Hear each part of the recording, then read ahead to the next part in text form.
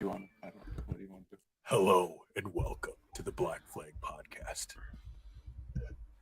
This is to my left, Daniel. Yo. He doesn't have mites in his hair. He doesn't have mites in his hair. I might. I've been working in the trees all day. Okay. Probably has tree mitis. Tree mitis. Yeah. And your my esteemed co-host Samuel, and me, the founder of this podcast and owner of all financial proceeds that we get from our sponsors. And thanks for Heise for joining us. What's going on, guys? Thanks for having me. Is that smart water? No, this is Fiji. Oh, okay, that's nice. the best. This is from the waters of Lake Minnetonka. Oh, nice. Yeah. We see that in hotels, and if you touch it, it's like $8 or something. Yeah. Yeah, they fingerprint that shit too. Mm-hmm. What? Yeah, fingerprint it. What To does see if that you mean? touched it. Oh, You made the joke. I get it. I'm just a little slow Let me today. explain your joke to you. Is that your new that's your new setup, Michael? This is the new setup. This is the new digs. In fact, I think this is the first time I've done any podcasting with it. Not even ours. So you guys get the exclusive reveal. That's first. Better than ours. We get first dibs. It's good. Well, just to start it off, how was your episode with Tim Pool? How did that go? Tell us all about Oh, it went great, man. I had a great time. I've known Phil Labonte for like 13 years or something like that. So I don't know if it came across from the viewer side, but me and him had a really good chemistry, and there was a lot of just little social cues and bouncing off each other and stuff like that. So, that made it really fun. And, I got to talk, I figured out a way to jab in about Project Decentralized Revolution, which is what I wanted to do. So, Nice. I'm pretty out of the news loop. So basically my strategy was just to kind of pick my shots, speak when I knew I could be confident about it, and otherwise make jokes. And then just find a way to jab in Project Decentralized Revolution. That works. Nice. That's your second time on Tim Pool, right? Yeah, the first time I was on with Dave, but that was the first time that I was on, I was the one that they invited. And then the other guy that was there, Ben Stewart, he didn't expect to be on. So he was just kind of there and came on. But he's been making documentaries for a long time. I remember his documentaries being part of my red pill journey early on, and I never met him before. So that was really cool. Yeah. Well, another question I had is, and I found this a lot in the libertarian movement, where people get really into politics because it's really exciting and interesting, and it's almost like a bad habit. They're too online, so then they get into politics, they argue with people, and then they join the political party or whatever. Then they sort of have a spiritual revelation, or they just kind of reevaluate their lives, and then they drift away from politics. But you kind of had the exact opposite, where you had some, I don't know if you want to call it spiritual or deep emotional reasons, but that really plunged you into politics and made you the Mises force that you are. So I was wondering if you could tell us a little bit about that.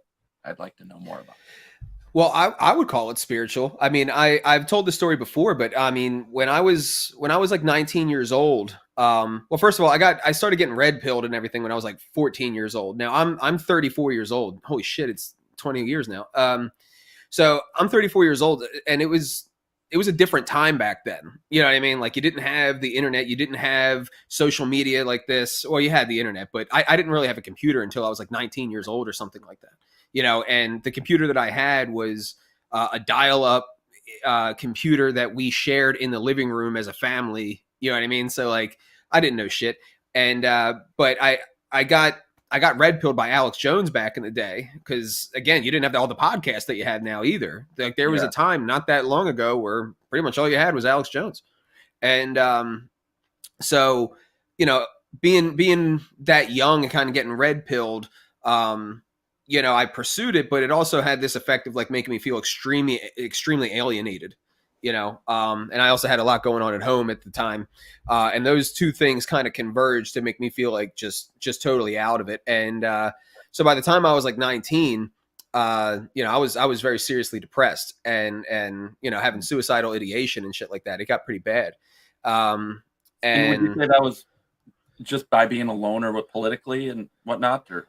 Well, I'm not going to get into the details of what all was going on at home, but basically, I had concluded, I had between everything, I had concluded that the common denominator to all of my issues was me, and that I had to be the issue, and that I didn't realize, I wouldn't have said what I'm about to say at the time, but I kind of at that point adopted like a victim mentality, like I saw myself as like fated to be the way that I was, like, and that I was stupid for hoping or expecting anything better and setting myself up for failure. So just, and like how I felt was just what it was intrinsic to my being. That's kind of what I concluded.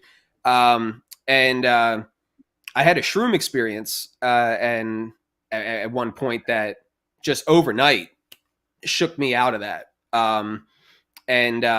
It's kind of funny now because at the time I took shrooms and it was so profound that I was with a friend who did not, he was sober. And I basically told him, I'm like, dude, you need to take me home. And he's like, what? And I'm like, I need to talk to my parents. Like it was hitting me that hard of like, I'm going through like fucking revelations right now. Like I have to talk to my parents. And I was certainly not allowed to be coming home. You know what I mean? And so he was hesitant, but I did in fact go home and tell my parents that I was fucked up on shrooms, and basically told them that I know what I have to do now and I'm going to be okay. And it's funny because 19, you're still pretty much a kid. You have more of that type of relationship with your parents. So like they thought that I was saying, holy shit, he's saying he like needs to take drugs to be okay.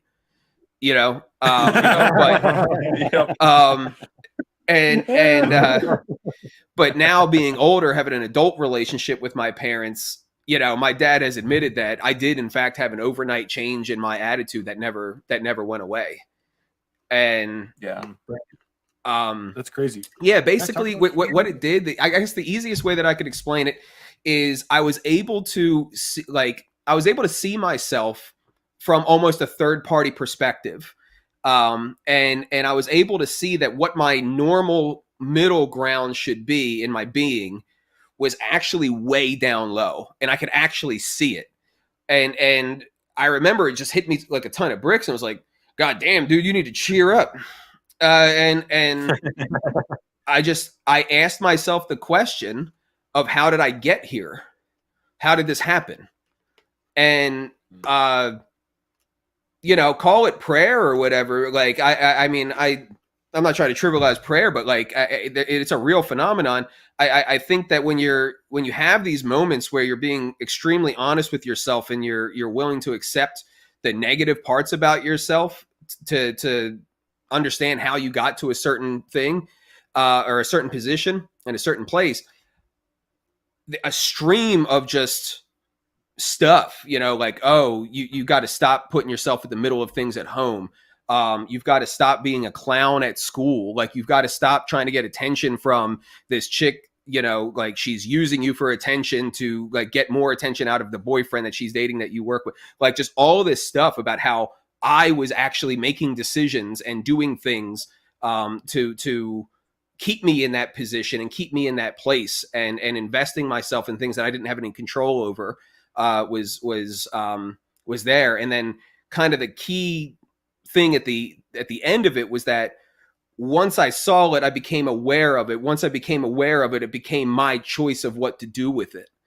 And so that also hit me like a ton of bricks, and I had to make a decision of, do you want to be like this, or do you want to fucking move on? You know what I mean? And try something. And I found like there's like a subtle difference there, I think, with like what you were saying. So you were saying before, you're seeing the common denominator and everything was you, right?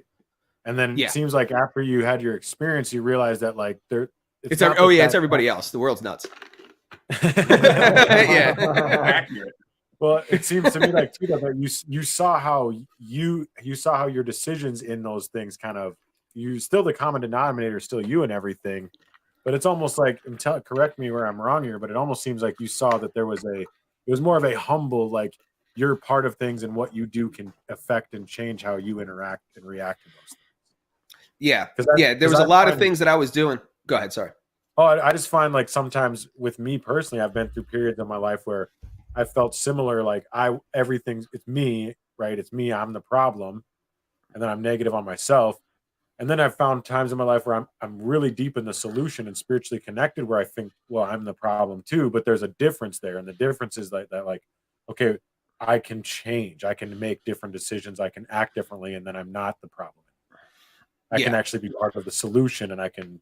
It's almost like optimistic versus pessimistic. You can strive. You can strive like, and this is why I love Jordan Peterson. I use this type of language. You can strive to be the hero of your own story. I was a pathetic victim prior to that point. You know what I mean? Like I was at a point where I hated myself. I didn't know why. I just like, again, I just had this weird conclusion of this is just what it means to be Michael Heise. You're just a pathetic, like whatever.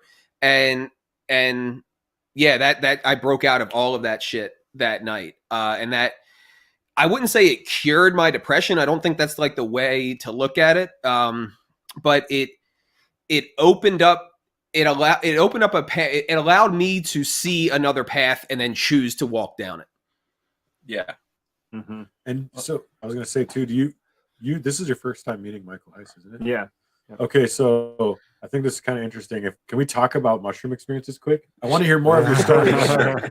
So I just wanted Do you know what the structure of the mushroom, the psilocybin is by chance, Michael? Yes. Whoa, okay. It's a prop I couldn't get to work out, but yes. I love it's close to serotonin. No, I just find it so like when I was growing up, I had a spiritual experience at a Christian youth camp where I felt like the spirit was like interacting with me for the first time. Like I had heard Christianity and Jesus and whatever, that's what people say, but I had like an encounter with my creator, right? And then along the way I lost my way and whatever, right? And I'm not the details of my story, but I actually found that mushrooms fast-tracked my route to atheism. Right here, a lot of people are agnostic or atheists, and they have mushrooms, and they have like a spiritual experience. Where I was on my way to atheism already, I didn't know that yet. I was still kind of in the baby pre-agnostic stages, where like I don't really know and stuff, And I know they say you can't overdose, right? But I don't care what they say. I overdosed on mushrooms. I was freezing. Oh, that explains it. I was freezing. I went blind at one point. I couldn't see anything, right? And the lights were on and everything. And what happened was I had a multiple ounce bag. Don't remember how many, but that's when you were like, there is no God. No, I can't. It wasn't that you went into a nightmare. Yeah. I saw the earth, like, it's hard to explain, right? You know what I'm talking about. But the earth basically died. I saw the future of the earth not being a planet anymore. And I was like, oh, well, nothing fucking means anything. And over the course of days, I went deep into nihilism. I didn't know that's what it was called at the time, right? But I became very nihilistic. And so I just find that ironic that like 10 years later, I find my faith and I feel like, I'm not perfect by any means, but I try to interact with the spirit of the universe, my creator. I choose to call my higher power God. But I just find that ironic when I hear other people's stories. It's the exact opposite. Well, you did it wrong. Is what it sounds like. Yeah, like I mean, just straight up, you did it wrong. Like, you gotta take a little bit. So if you, I mean, it's going to whatever you're set and setting is geared towards. That's the direction you're going to go in, and the dosage, everything. It magnifies everything. Yeah, and don't take the atheist dosage. Yeah, exactly. I took an atheistic amount of mushrooms.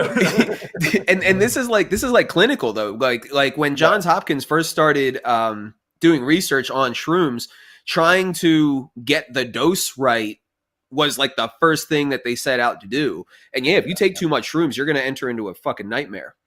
Yep. You know what I mean? Like they say the more you take, the more likely you're going to hit the nightmare. So you got to like judge yourself and be like, what you can do, I guess. Yeah. And like, I talk about it and I advocate it and all of that stuff. Like I'm a big proponent of it, but like, what you don't see is like, first of all, it's been a long time since I've done it. And second of all, when I do it, it's a very serious thing for me. You know what I mean? Like it's not something I'm incapable of doing casually. And I basically have to set the day up around it, isolate myself, do whatever I've got to do to clear my emotions, and be prepared to be a blank slate and know what I want to get out of it, and then go in. Yeah. Like, Yeah, yeah, so that's exactly what I did, but I didn't take enough. He was my spiritual guide. Nice. And then we just worked on my problems all day. Pretty much.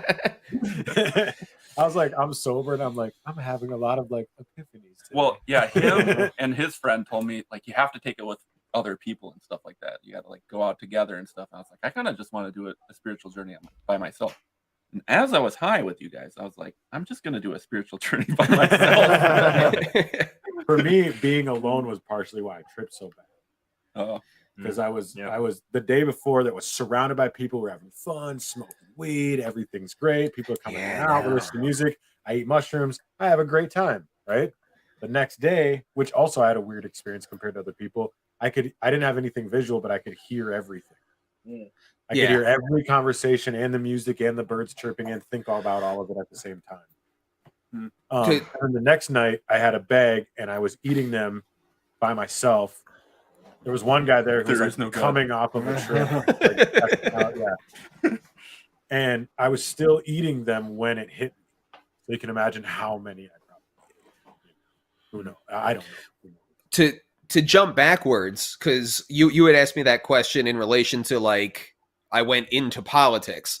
I wouldn't say it was a direct connection into politics, because again, I was about 19 years old at this time, and the other thing that was big in my life when I was 19 was Ron Paul, and basically, like I said, I had red pilled when I was like 14 years old, and I had like my best friends that were a part of that with me, but that's it. But through happenstance, essentially, when I started getting into Ron Paul, I started putting myself out there and like going to the Federal Reserve and like bullhorning and stuff like that. And like I have a video of like the first time I ever even operated a bullhorn. Like I'm like bullhorning about the Federal Reserve at the Federal Reserve building. And like me and my friend, what's that? What about, is that before or after the marijuana thing you told me about? Which thing? You said when you were like, you said if you looked back, you'd feel embarrassed because you're saying things that would nowadays sound left wing. Like, I mean, there was shit. Oh no, I used to be. So my anti-war took me in like anti-soldier and anti-veteran direction at one point, and I got more mature on that. Actually, it was like the ending of First Blood that really made me go like, damn. Maybe there's more to this, but no. Was that a movie, First Blood? Yeah, the first Rambo movie. Oh, yeah. No, dude, that movie is legit. All the other movies are like these, just like crazy, cheesy '80s action movie, but that first movie is a legit movie. You know what I mean? Like, and at the end of the movie, this dude's a Vietnam veteran, and he's in a standoff with the cops because they were like torturing him in the police station, and he like had a flashback to Dom and freaked the fuck out and escaped. So there was a manhunt, and he was having a standoff with them in the midst of this like flashback, triggering. And they send his old colonel in to like deal with him, and he just recounts this story about like a kid in Vietnam handing him a box to watch, like to shine his shoes, and you should watch it. And it's powerful. Like it's a powerful scene. And that was the first thing to make me have a lot more like empathy and towards soldiers of like, yeah, it's not this simple. And it's not purely ideological. It can't just be broken down into that. Like there's real human elements here, and that broke me out of that. But what was I on? Oh, Ron Paul. And so, but when I was not fast forwarded, Ron Paul. What's that? What year was this? So I encountered him from the sidelines. This had to be 2000. me make sure I got my timing right. This had to be 2011. Okay. So yeah, maybe I was a little older. Trying to think here. I was just trying to think like which election. I encountered him from the sidelines in 2008. Like me and my friends that I got red pilled with, like we saw him, but we didn't know anybody, and you know we followed it, but we weren't involved. Okay. By the time 2011 came along, you know, I had already had that experience, and we decided we had to get involved, and that's when I started like putting myself out there, bullhorning and stuff like that. And got drug into this underground world that we call the Liberty Movement. It was, and I got drug in through just through my own activity. I basically got tracked down by a group of people in Philly called Truth, Freedom, Prosperity. And essentially, once I found this world, I knew I wasn't alone anymore. You know what I mean? And I never looked back. But where Ron Paul fits into it and fits in with like the trip is, you know, Ron Paul was the intellectual awakening for a lot of people, or the philosophical awakening for a lot of people, and he was for that too. Yeah. But what I didn't realize was happening for me personally at the time is he was that, but also like served as a role model for me. You know what I mean? Like he served as somebody that I would like to be like, and kind of gave me a vision of somebody that I would like to be like. I wouldn't have said this at the time. I wasn't aware of all of this at the time. Yeah, I just knew how I felt. You kind of understand. I feel like we as we grow older and we look back on our stories, we understand what we were going through. Like I didn't know I was a nihilist. You know what I mean? Yeah, exactly. Not that it matters. So I wouldn't say that I had a spiritual awakening and that put me in politics per se. I would say I had a spiritual awakening which made me aware of the fact that my pursuit of liberty was my pursuit for truth, which is ultimately my pursuit for meaning. And that was the thing that kept me in this and made me so passionate about it, is that I derive great meaning from it, you know? And again, a lot of this is stuff I figured out from Jordan Peterson. I just knew what I felt. I wouldn't have worded it that way as I was experiencing it. It's like it's kind of like a lot of people talk about Jordan Peterson. It's like he's saying the thing that you went through or felt, but you didn't know how to say it. Exactly. So you found, go ahead. You basically found meaning, but how did you tie that to in truth? But how did you like tie that to politics? Because I can recognize that the world is, you know, messed up. You know, you see all these wars and stuff like that. It's, you know, or what's happening in Ukraine. That's really fucked up. And World War III. But it's hard for me to say that find meaning in being involved in trying to stop it, you know, like a ton of meaning. I don't know. Yeah. Well, so what my experience was when I got involved in the Ron Paul thing, I derived a lot of meaning from that, and I did a lot of different things. Like I did podcasting 10 years ago. I had my own podcast back when Adam Caucus wasn't totally insane. I went and lived with him and interned for him and did his show. I did man on the street interviews. I organized events. I did writing. I did cop blocking. I did all kinds of shit. Cop blocking is spiritual? Yes. Yeah. No, cop blocking. I don't know if you guys remember cop block. No, I don't remember that at all. Ooh. Oh, okay. So that was a big outlet. After the Ron Paul campaign, all these things started popping up out of that soil. So like the Free Thought Project came out of that. Another outlet called the Anti-Media. Caucus became popular after out of that. Ben Swan. You know, not everything is around today, but one of those things was Cop Block. And I hadn't broken through all of the anger in my life yet at this point, and I aimed a lot of rage at the cops. So I got really involved. I got really involved in like police accountability activism, and a big outlet at that time was Cop Block. And I don't know if you guys have ever really like immersed yourself in people being fucked with the cops all the time, but it makes you feel real hate. You know what I mean? Like, I listened to the podcast Finding Freedom, like 2 episodes where some innocent person went to jail and she had to fight everything. I was just like, I can't do this anymore. I can't listen to this. So yeah, I can imagine how bad it really is. I was really anti-establishment and all this different things before I ever even knew what a libertarian was, right? And I never had to go through the experience that some other people do of like getting red pilled, because I was never really blue pilled, right? But I did buy into bullshit for sure. I bought into thinking Bernie was anti-establishment and stuff like that. But anyways, I'm not telling my story. My point is that I watched what was that? There was a Reddit watch people die. I don't know if you guys remember that. And then there was some cop, I can't remember the name of them. There was some police brutality ones that would show like real shit. And I've still never gotten back into Reddit, and this was probably 10 or 15 years ago, because of the horrific. I traumatized myself with police. Yeah. It's taken me until probably this year or the end of last year before I could get pulled over without shaking, because of the things that I voluntarily exposed myself to seeing. And it affects my relationships with people too. Like people, like they'll talk about, oh, my friend, he was a cop and whatever, and it's like I have a real visceral reaction to police because of the things I've witnessed. Yeah. Do you relate? Do you relate to what I'm saying? Oh, absolutely. Yeah. And now I know that what you're talking about with the marijuana thing, that was a protest, but that's another story.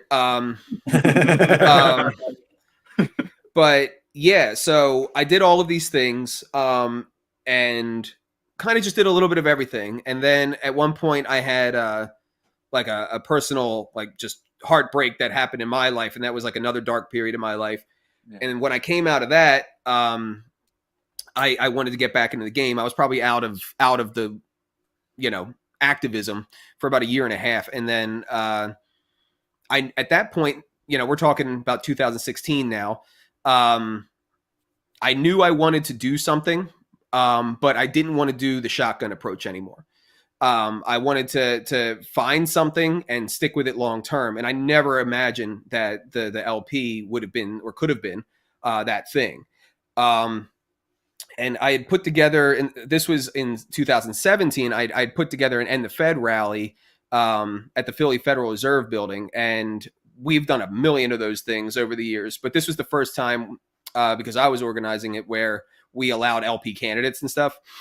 And, like 300 people showed up, and, and it was around these, there was crypto speakers. There was, Murray Sabrin from Ramapo College, professor of economics. Like, there was a mishmash, but it was the first time with the LP candidates. So when I saw that response, I was like, maybe this could be it.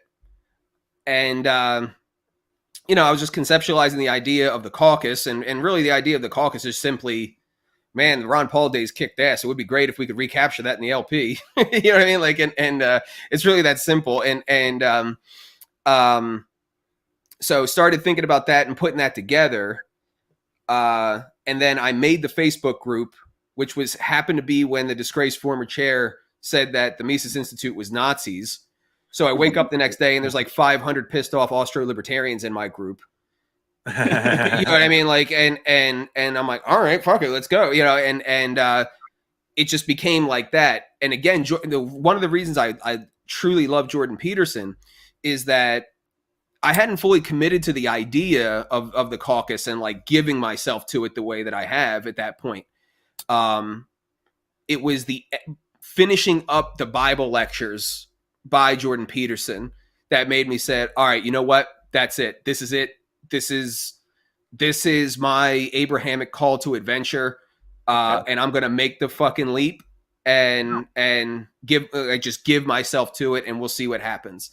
Then all this crazy shit happened. I would strongly recommend that anybody watch that series. That series changed my life. Me too. That opened me up to, like, I'm involved in this now, right? This Mises Caucus, this libertarian stuff. It's what made me realize I needed to get out of working in factory jobs, clocking in every day, because that Abrahamic call to adventure, go into the land unbeknownst to your father, and all of a sudden someone was like, here's this job that I'd never done anything like this before. That's why I'm here in this job.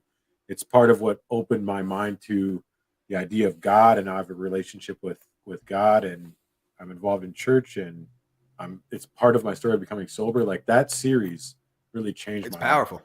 Yeah, it's powerful, man. It's why I ended up at a it's why I ended up at a libertarian thing, because I was like, I got to do something with my life. Like I can't not. Jordan Peterson is like in the book, the Fourth Turning. He's like the prophet calling forth the young men. I mean, he really is in our generation. He's called forth like a whole bunch of really apathetic young men who didn't know what they were going to do. They didn't have any calling, and they realized that it's within us all to be great if we'll pursue that. And so I think he kind of reinforced some people too that were kind of doing that. Maybe the camp you were in, Michael, too. Like, so people were kind of doing that, and then like they hear that and they're like, "Fucking let's go." And that's kind of pretty much. I mean, kind of reinforces it, knowing it's culture wide too. It's definitely something that's changed my way of looking at the world, and I would say even acting in the world, like how I just approach acting in the world. So it's just the understanding of just adventure, right? Like pursue correct and find joy in that. And in a weird way, faith. I personally think that I don't mean to say Christians, but I think a lot of mainstream evangelicals, let's say, I think their conception of faith is totally screwed up. I almost think that the conception of faith for a lot of them is something like, I say the words that I believe in God or I believe in Jesus or whatever, and then that means I'm saved. So I have faith that God's got me, and He'll take me where I need to go. Which that view fundamentally absolves yourself, it absolves yourself of the responsibility needed to stay on the path. Like it's just this. Well, I believe in Christ. I'm saved. God's got me. And it's very casual. Whereas I think it's a lot more personal than that. Like I think it's a lot more. There's a lot more personal responsibility in that, and a lot more of like the relationship with God aspect of it. That's what I think it is the relationship with God is essentially the bumpers on the bowling alley that kind of keep you going in the path, but you have to interact with it and submit yourself to that. And this is all voluntary and it's all personal. You know what I mean? It's not this outside of yourself thing.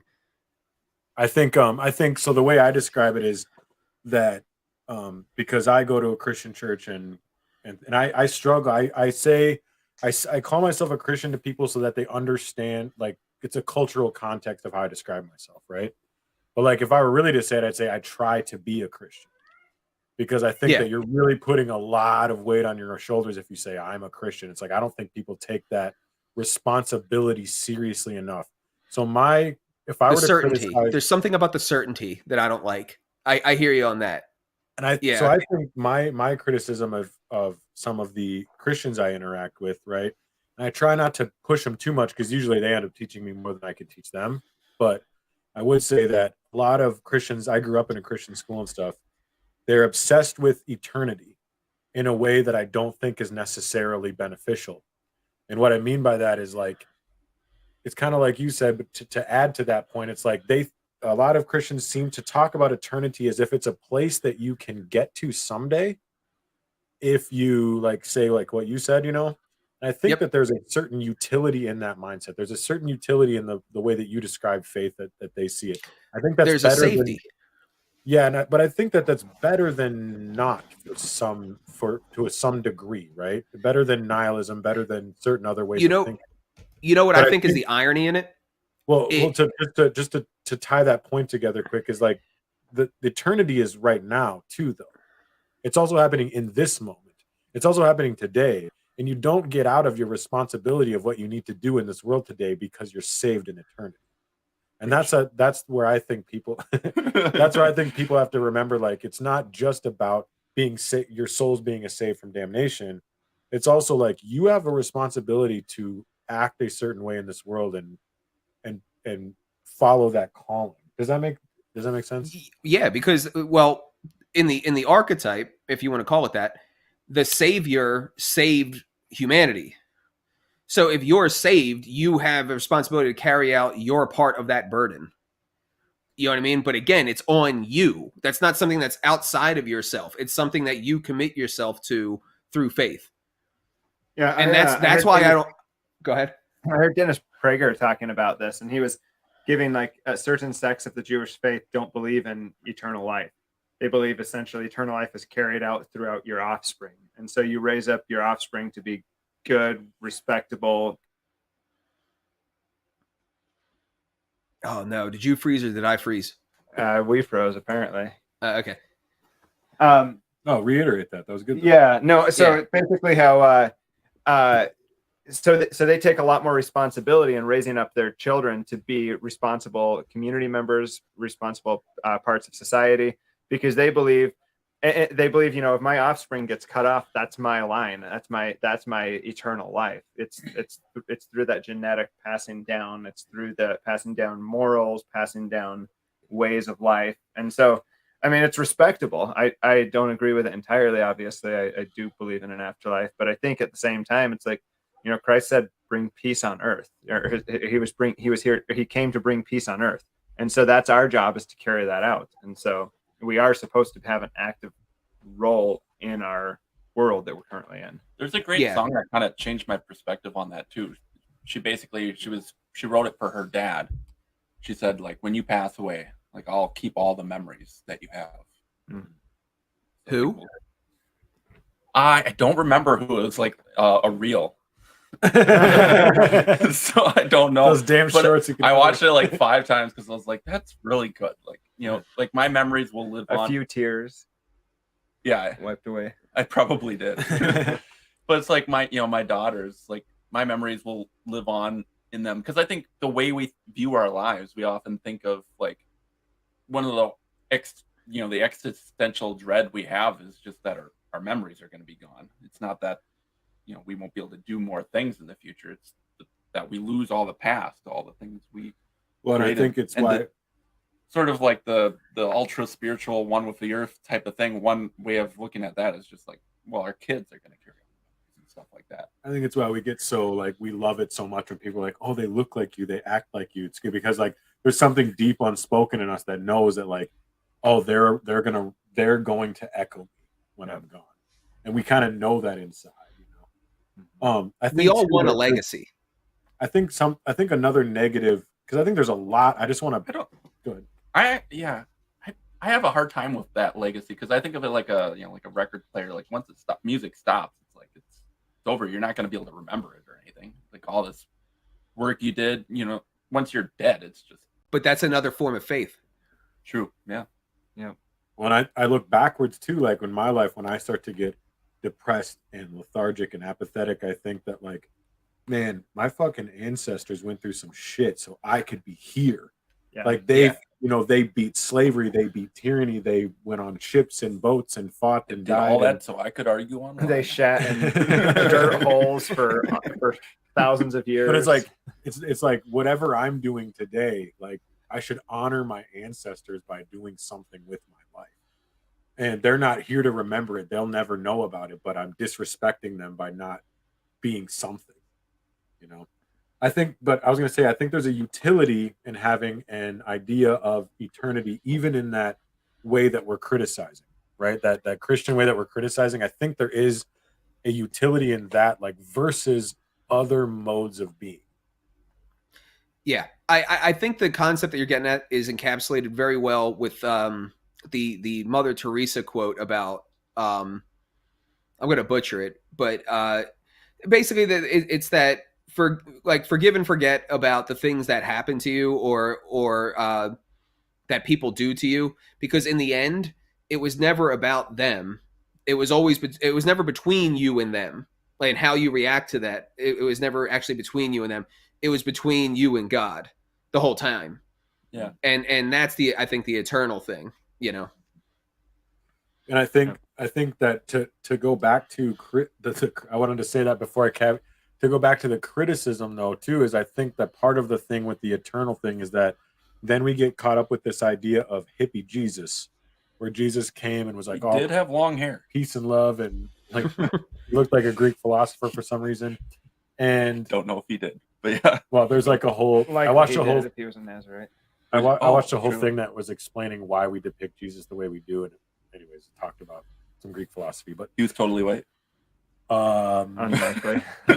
I hear you though. I hate this idea that he was the Prince of Peace and everything, but I hate this idea that he was also a punk bitch. Yeah, You know no, what I mean? It's like he brought peace sometimes through fort. He went into a temple and was whipping people with basically a cattle whip, chasing them out of the temple because they were misusing it and abusing the poor and the those that they were supposed to be there serving. And so that was him bringing peace. You know? I also like how Jesus opposed takeover language. But there's nothing punk bitch about stand. I mean, we don't think, we conceptualize it as this thing in the past and you know, whatever, but it's like, imagine standing nowadays before, you know, the police officers that we know what they can do to people. Yeah. And then they're standing next to the religious people that you respect, who are standing before the judge and the governor, and they're all looking at you like, we're gonna fucking murder you, you know that, right? And you're like, you just say the truth anyways. Like, that's not punk shit. And then that's what it is. That's where it's not being a punk bitch. It's that the truth is dangerous and it's also brutal. Yep. You know what I mean? Like, so you have to stand very firm in order to stand in the truth. You know what I mean? And this is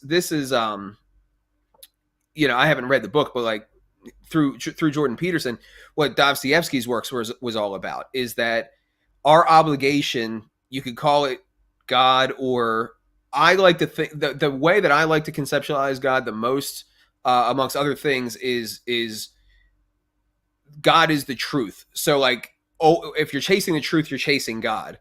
And you might be flawed in your conceptualization of the truth, but the earnest striving towards the truth is the thing that will orient you properly in your action. And if you do that, the COVID shit was a perfect example. Yeah. There were people, a lot of people, who knew, they'll never admit it, but they knew that these masks didn't do shit. They knew that they felt like there was they felt bad doing it, and they did it anyway for social reasons or for political reasons or for peer pressure reasons or for all of this shit. Reasons. I'm sorry? Financial reasons, yeah. Financial reasons. And they carried out the lie, and we collectively carried out the lie, and there's no end to where, like, what terrible place that could take us. You know what I mean? And yeah. This might be a rare moment in time. Like, none of us here got you didn't get vaccinated, right? You didn't? Mike? No. I was gonna say, like, it's rare, like, even amongst Mises Caucus people and stuff, like, it's rare to sit in a room and be like, no one got vaccinated. Yeah, we have a mutual friend that's a libertarian that got vaccinated, and I always like to put like subtle digs. No, I actually got really lucky in that I was working at a dispensary when all that shit started rolling out, and the dispensary was owned by a totally insane chick, and she tried to roll this out before most major corporations. But at this point, I already knew that at a dispensary. Yeah, that's crazy. But but lucky for me, at this point, the votes were already cast. I knew that I was going to be working for the caucus and not there. Yeah. So when she put a letter out, probably drunk, in the middle of the night, because like her HR manager was like, no, you're not going to have to take it. And then this dummy was like, yeah, you are going to have to take it and all this. And I wrote this fucking bombshell email to the entire company, to her, to every manager, to everybody in the corporate office, being like, this is fucked up. Like, this is an experimental vaccine. You're making me liable for something. Like, you're making me do something that I have no recourse to do if it goes wrong. Like, are you gonna fucking pay my medical bills if I get injured by this thing that's not approved by the FDA? Right. They don't have the authority to do. Like, and dude, that bitch got fired after this. Oh. You know what I mean? Like because her company got bought out, and she was of the understanding that she was going to be the CEO of her stores after the parent company bought it, and they got rid of her, man. And this stopped the vaccine in the store. And I'm just like, I'm not trying to like brag, but I'm just saying, like, I think this is an example, because dude, everybody there. If you stand up, it doesn't. Like, that's all it would have taken, is just a few people standing up, and they could have stopped this. They didn't know what to do. With politics too, like, you can bat so far above your weight. Like, I think of, you know, like, say say there's like 100 people in the room, you represent like 100th, but if you're like bold, you can represent like 50% or like Yeah. at least like 10% or Yeah, because people fall in line, dude. People exactly. like even in the Mises Caucus, it's like there's a bunch of like followers and stuff like that, and they no, go. I want to get back to that. It's crazy because you go to like when I first joined the Mises Caucus too, it was funny because I just joined the Facebook group. I didn't know anything about the caucus or even what a caucus was. Probably, I just heard they were arguing about intellectual property. So that's how I joined. Where was I going? I love that you just like. I just want to debate people. Pretty much at the time, but. Sam's the best. Sam in a convention hall is the best. He's just like, I was talking. Everybody's getting in the weeds. He's like, call the question. It's like, fuck yeah, get us back on. Dude, have you ever seen those videos where the gorilla enters the scene and then you never notice? Yeah, that happened with the cat. I have no idea when that cat entered the frame, and now you're petting a cat. Yeah, he's my buddy, man. But for me, it was like I finally made the plunge into joining the Libertarian Party, which is, this third party that, a lot of people still haven't even heard of. And then I'm joining like this caucus in this third party. And I was just like, boy, I'm getting really, really narrowed down into like this tiny little subset, but it's amazing. Yeah, you're really nerding the fuck out there, Sam. But that's what I mean. Like, but when you're bold, like you can make changes. See, I came from a different the same perspective, but I went, there's probably so many people in this party and it's probably so big. And I didn't know till after that convention where we got 2/3 votes on everything in Minnesota. Not this year, but last year. I was like, and everybody was shaking my hand. I was like, this party is fucking small and I know everybody. I didn't even realize it till today. Or I'll just go one more thing. Like when the Libertarian Party of Minnesota, I went to the first meeting and I went to their office, and I kid you not, it's the size of a broom closet. Mm-hmm. And I was just like, are you serious? The meeting wasn't in the broom closet. They had a different area to meet, but like I just went in there. I was like, this is our office. But yeah, I came in expecting Ron Paul and then got Gary Johnson. You know what I mean? Like that's what I thought the party was going to be like. Is like, all right, it's going to be like a mini Ron Paul thing, right? And then, nah. So let's talk. I'm tempted to go back to mushrooms, but I want to talk too about this because I'm hoping that some of our Minnesota Mises Caucus people listen to this, but anybody really in general. Can we talk about like why don't people have that? We're talking about people falling in line and followers. And I get disappointed occasionally. Don't get me wrong, I'm really proud of a lot of the shit we've done. But I get disappointed regularly on the lack of willingness to speak up. I feel like people don't understand the concept of unity. They speak about it in a way that's like they think that unity and harmony are synonyms, right? And I think that like we have to look at, okay, we want to have the party have unity or whatever, right? But really, if you look at it like in a pursuing the transcendent truth, right? We're trying to bring the world together, really, right? And you don't always do that by making sure the little group isn't fighting. Like the little group's got to fight to figure out its purpose to be part of the bigger thing to make things better. Yeah. And I just get disappointed in the backbone sometimes. Like I find that I've mentioned this to you, Heise, and Sam knows it here, and sometimes I find myself and Sam often too saying the thing that nobody wants to say, and then it ruffles feathers, and then people who even agree with you are like, hey, why'd you do that? Why did you do that? Why did you say the thing that everybody's thinking? Why would you say that? Well, before you talk, I just know you got a hard out at like 9, I think it was, or whatever time it is. So I think it was 9 your time, but we can talk about this. I think a lot of it has to do with just basic like social pressures, that people still have a natural proclivity to be liked. They have a natural proclivity to belong and all of this stuff. And, we're already a niche group, and we're all libertarians here, right? Like we're all together and all of that.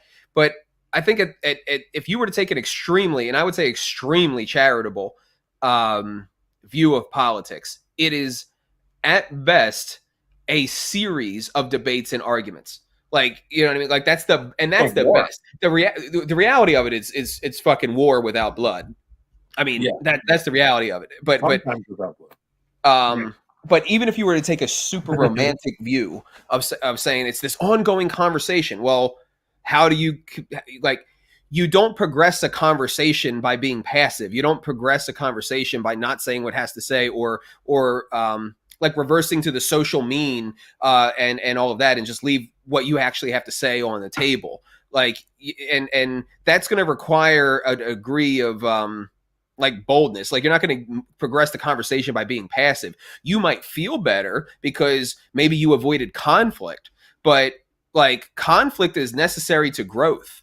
You know what I mean? And so like what I mean when I say like it's a series of conversations in a romantic view, it's like, okay, within the Libertarian Party, there's all these different people who have different views on what's the most important thing for the party to do, or the best strategy, right? And then we've got to have that debate and that argument and pick our leadership to hopefully carry that out. And then what happens when we carry that out? We now go into the broader world so that we can have more arguments with more people about how libertarianism is the right policy solution for this thing over here versus the Democrats over here and the Republicans over there. And then they're having their own arguments about, are we transgendered socialists or are we just like normal people on the left, and you know, like, and all this crazy shit. And it's all a series of like consensus forming, but like but again, when you're dealing with like all these different personality types and social hierarchy and stuff like that, there's just simply no room to progress the conversation by being passive, right? And so when you forfeit that, like, you don't achieve anything other than making yourself feel good, but you don't achieve the goal. The other thing is, like, you know, I always think freedom is not the natural state of man, rather is a great accomplishment. So like every inch towards liberty we make, we're like violating a lot of human nature by just, you know, we're doing voluntarism, but we're violating the human nature of just wanting to control other people, wanting to just have like be controlled. Look controlled. At the historical. I mean, even look at the Bible. Like, it talks about when the Israelites were brought out of slavery, they were begging to go back into slavery. Mm-hmm. It's human nature. In Exodus, don't you? We would have been better off in slavery where we had meat. Yeah, it says that. Yeah. I mean, and freedom is hard sometimes. You don't. I mean, you might not always have meat, but you have to. I mean, there's certain sacrifices that you have to make to be your own person. Being bold is hard. Freedom is actually really easy.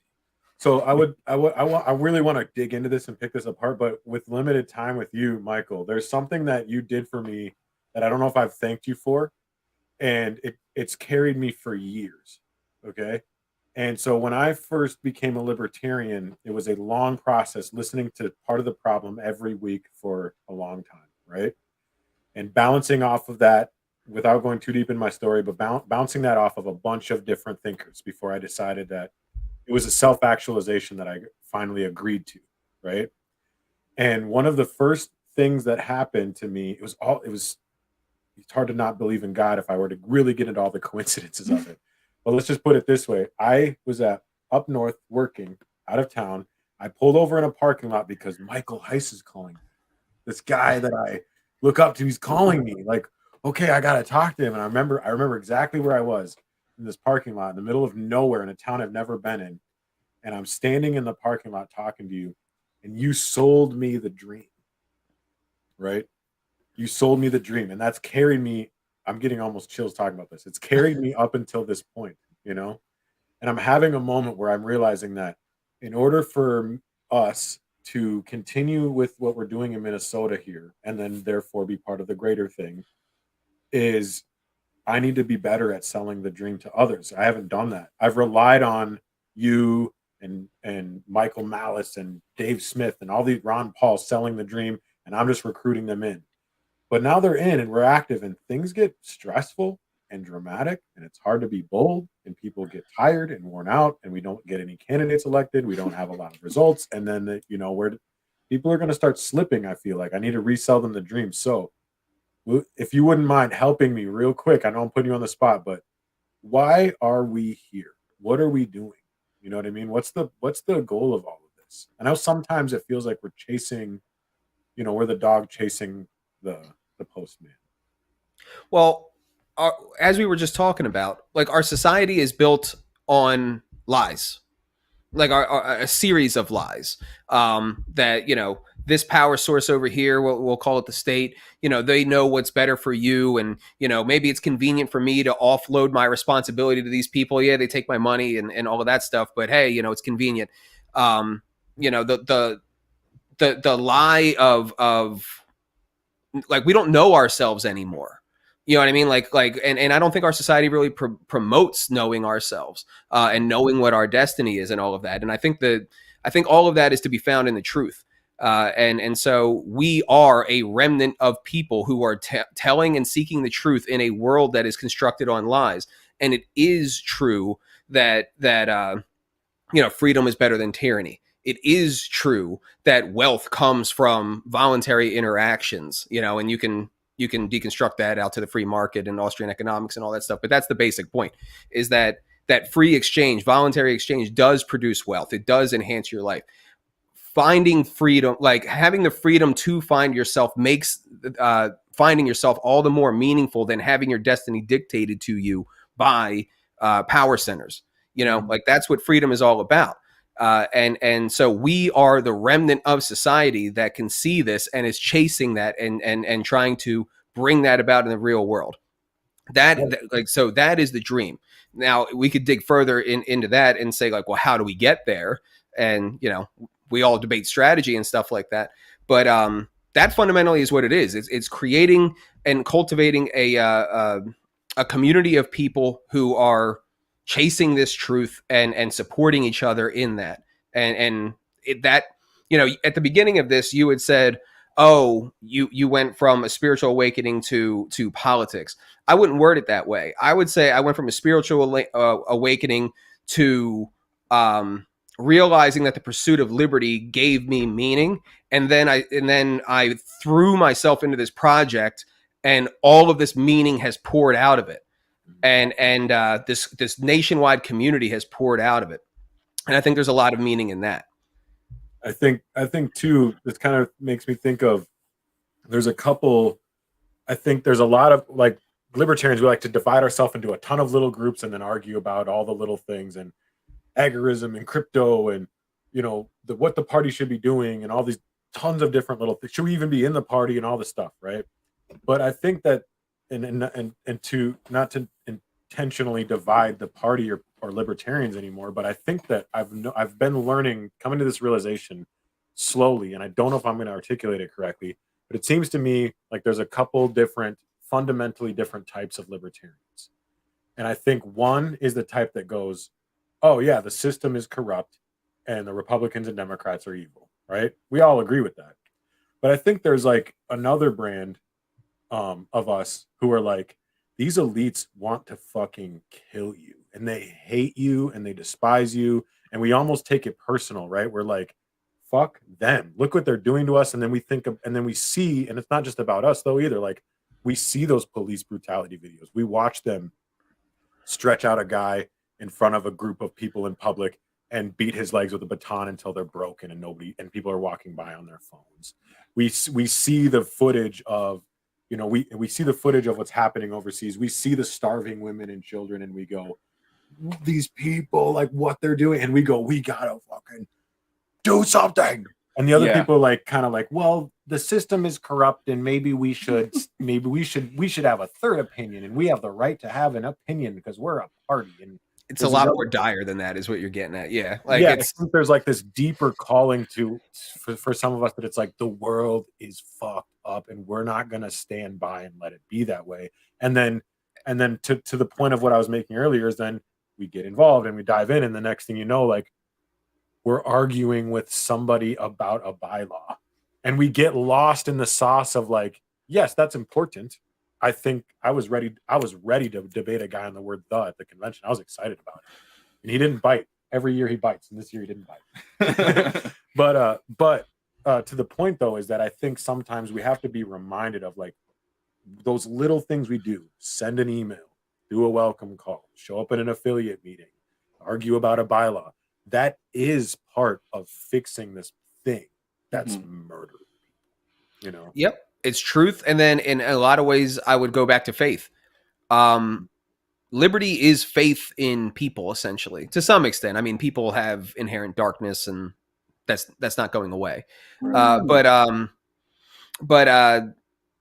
it's the what? I was just thinking of some of our haters are like, they don't have faith. They don't have faith that we're acting in good faith. Well, they don't have faith in good faith, but I mean, I don't want to say this about all haters or anything like that, but I think a lot of them they're not aimed at anything but themselves. You know, like we're talking about an ideal, we're talking about something that, I mean, I certainly have made peace that the dream will not be achieved in my lifetime. You know what I mean? So like, what I don't know that people have that long-term view, you know, in that faith. It might always just be like a tension between sort of good and evil. Like it's not necessarily that we're going to win, but if we lay down, then we lose everything. Right. Yeah. Even if we lose, it's still the right thing to do. Yeah. Telling the truth is always the right thing to do. You know what I mean? Like, even if it gets extinguished. Like that. And again, there's a faith that if people are free, we will have a better society. You know, and they're also, and this is something that I think isn't just haters. This is the movement in general, is I think that the movement in general lacks faith, you know, because they don't see the results. They I would argue that a major part of it is focusing in the wrong place. You know, like if you're focusing on national politics, it's your fault that you're hopeless. So like, you know what I mean? I do that as a hobby, but if I want like actual political change, like you got to go vocal. Right, but what I mean is that if you're looking at national politics, and you know, and I don't mean to like dismiss everything, you know, the amount of money that you are spending for shit at the grocery store is going up. Like there are these patterns in society where things are getting worse, things are getting harder, and all of that. And I'm not trying to dismiss that, but our generation, my generation, we haven't earned the right, in my opinion, to be nihilistic. You know, we don't have a fucking World War II, you know what I mean? Or not yet. You know, we don't have a Great Depression that we've gone through. Like we don't have any of these historical tragedies. I mean, COVID was bad, but it's not World War II, for Christ's sakes. You know what I mean? It's not World War I, for Christ's sakes. Like we haven't earned, and then we have all this material wealth. You know what I mean? Like, and these iPhones and all these ways to communicate with each other. I don't think we've really earned the right to be black-pilled. Like I think we're just a weaker class of people in a lot of in that sense than the people that came before us. So that's a big thing, and I think a lot of libertarians, because they have gone down the black pill and they're focusing on the wrong thing and all of that, they don't have faith that we can do anything about the situation. You know what I mean? And so their belief in liberty is sort of like this abstract opinion that they hold. It's not a truth that they're chasing. You know what I mean? And I think when you look at it that way, like it totally orients how you look at the world and approach the world and act in the world and what you're aiming at with your actions and all of that. You know, and it incentivizes being way more selfish and way more short term in your actions. I think that you kind of explained too, like why I feel like a weird allegiance to it, where like if let's say like our Minnesota party, for example, we're having a little bit of an identity crisis, if you haven't heard. The party, I mean, and if the party decides that the goal is something that they're gonna make a short-term goal that I don't agree with, right? As long as it's not like, you know, becoming Democrats or something crazy, right? Like as long as it's not too wild, I'll probably, you know, like for example, I'll knock doors for a candidate I don't think is going to win. I'll get petition signatures for a candidate that I don't think is going to be on a ballot, because this is what the team's doing. This is what we decided we're going to do. I don't think it's the best strategy, but I'm not going anywhere. So like, I think that sometimes people, we don't give each other the benefit of the doubt there either, right? Where like I'm in a room going, no, we got to do this. We got to do this thing over here. And they go, no, we're going to do this. and they feel like if you don't agree with us, then you're not on our team. And it's like, no, because if we all agree that, okay, well, that's what we're gonna do, we're gonna support that guy, then I'll get the most signatures. Give me a clipboard. You know what I mean? Because like I'm on the team because I'm gonna fight whatever it is, even if it's hard for me to like put into words, but basically like I don't feel like the same response from necessarily other people. It's like that if my idea wins, I don't think you're gonna stick around. You know, but I'm gonna stick around if your idea wins because like I'm here, I'm on the fucking team, I'm not going anywhere, you know? And then hopefully we can run through your idea, we can watch it fail, and we can go, okay, can we try something else now? Because I'm still here. Yeah. And I still have my same idea. And it's not mine. Somebody else sold it to me. You know? Yeah, Well, man. What were you gonna say? No, I was just agreeing. Well, and before you leave too, I just wanted to say like there's a lot of inspirational people in the world, and for me, like you're one of them. Just I appreciate that. yeah, you're one of my heroes. Like it was fun getting my picture with you and Reno with Dave Smith's Part of the Problem, actually, right before you went on. But you know, we were talking all about how being bold and how much change you can do. Like you've done a lot of that, and you know, we argue with each other every once in a while, pretty rare, but like it's not like I worship everything you do, but like you're one of my biggest heroes, and I appreciate you existing and doing all you've done for the Mises Caucus and for so many people. Just, you know, being, and you take a lot of shit too. Yeah. Like I don't think people realize how much shit you have to take just to exist and do all that. Like it's you just basically took the biggest thing and said, I'm gonna lift that, and you did it. Well, he's getting, like, I got a little burned out being communications director. He's getting a little burned out doing his thing. Like it's you know, we had a chair that I think got super burned out, and the previous chair quit because he was super burned out. So like to be at the high functioning at the top, like you've been, it's really incredible, and I hope you realize that. Well, I appreciate it, man. And a couple things I try to remind people of is like, I mean, I never went to college and I never owned a business like before any of this stuff. This is literally a passion project that got out of control that like seriously. And that I just learned on the fly doing. And the only reason that I'm able to do it is because of the response and all of the people that came in and like believed in it and you know, propped it up. So, yeah. And that's the only reason why I'm doing it. I mean, I was before we got on camera, I was saying that like this thing is at a point in my life, because like I'm at not a crossroads, but I'm at a big turning point in my life. You know, like to be totally frank with you, I'm probably, relatively speaking, for the past couple months doing the least amount of like party/caucus work than I've ever done, because, you know, I just moved into a house with my wife. She's due in 2 weeks with our firstborn. I had a lot of projects to get done around the house. I had the Take Human Action tour, which was, you know, I'm glad I did it, but it was massively stressful. Like that was incredibly. There's not going to be another tour. Just so everyone knows, there's not going to be another tour. I'm never doing that again.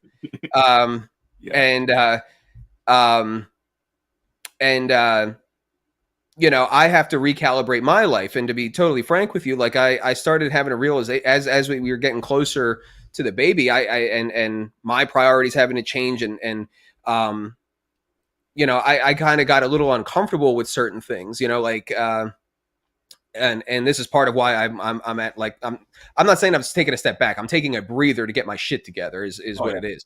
But I became uncomfortable a little bit with the idea that that I'm now about to have a family, and the foundation that family is going to be resting upon is fundamentally politics, and politics is very unpredictable and can change and shift very quickly. And that's out of my control. And that's now the foundation that I've put what's about to be my family on. You know what I mean? Like, and so that has become very unsettling. And then the incentives are also against me, because if I ever were to take this project and look at it as if it were something that something for me to maximize profits with, then the incentives are going to get all fucked up and it's just not going to work. And I can't ever do that. So, I've had to make a shift to try to get into something that I can look at that way while still doing this. And basically, like the example that I used is, me and my wife, our relationship is about to change, because we're about to have a kid, and change however it may, we're still husband and wife. We're still together.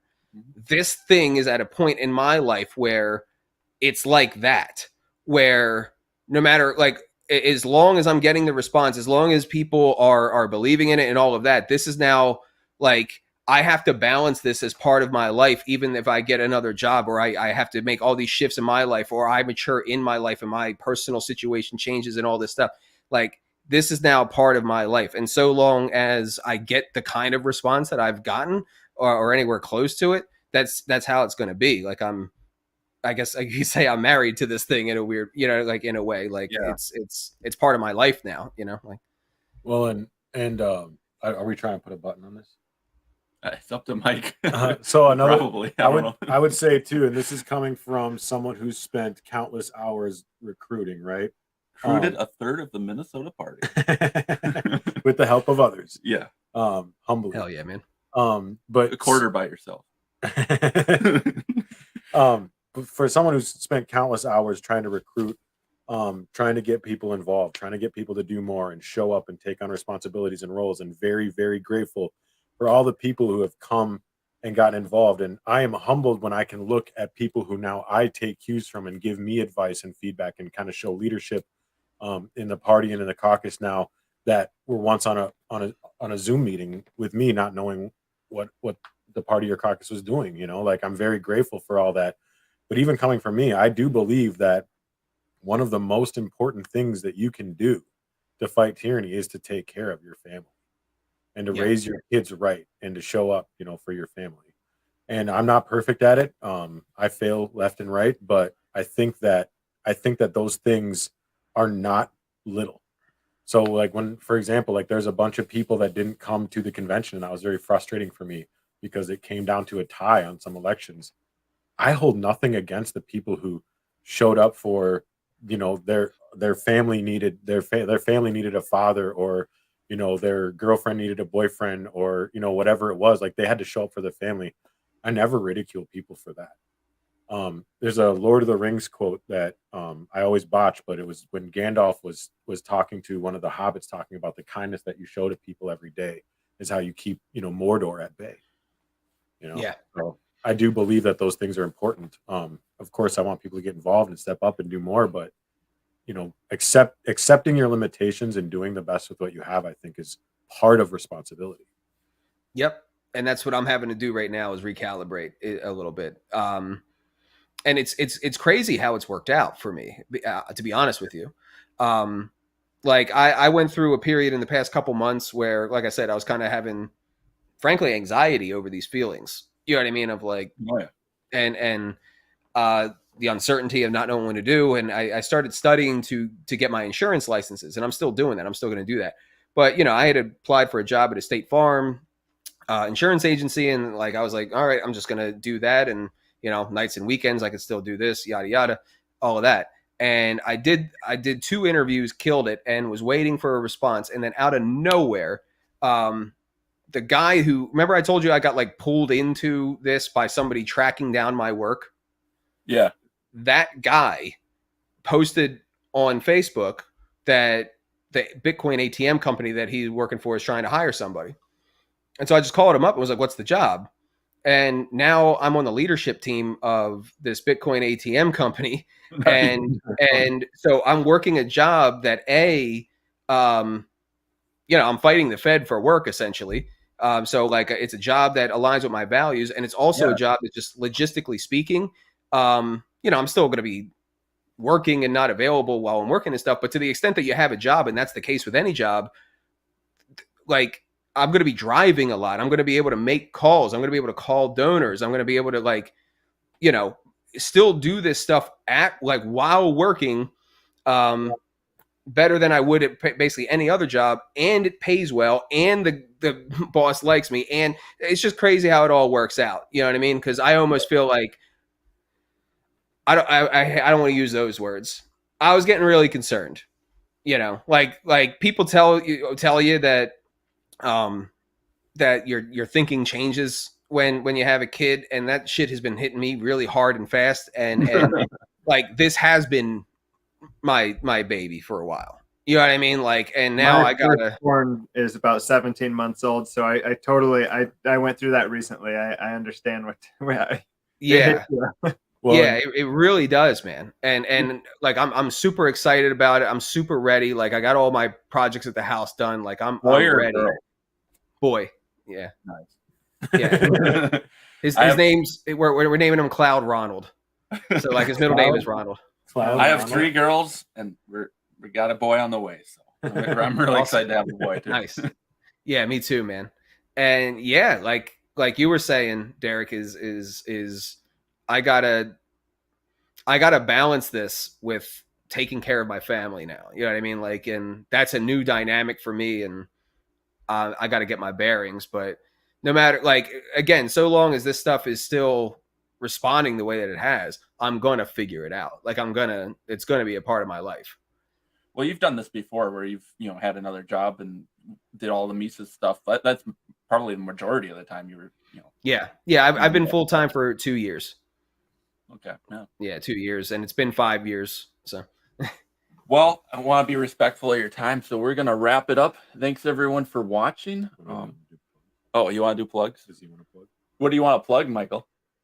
Well, takehumanaction.com. That's where you can join the email list, join up with your state chapter. We just unrolled Project Decentralized Revolution. So now that we take the party, we're trying to make it do something. We're focusing on city council, mayor, school board, sheriff, judge for the purposes of nullification, getting people in positions that we can actually win as libertarians. And then you can nullify the feds from your community. And that's what I think today's situation calls for, is insulating ourselves from the insanity of the feds. So takehumanaction.com, sign up, be a part of Project Decentralized Revolution. He stole my plug. That's always my plug. You said it better though. You got anything, Daniel? You can follow me at Ryan_Hansen at Twitter or on Twitter. Yeah, I'm at Black Flag Show, so on Twitter. Well, thanks again, Mike, for showing up and doing all you do. Appreciate you guys, man. Thanks.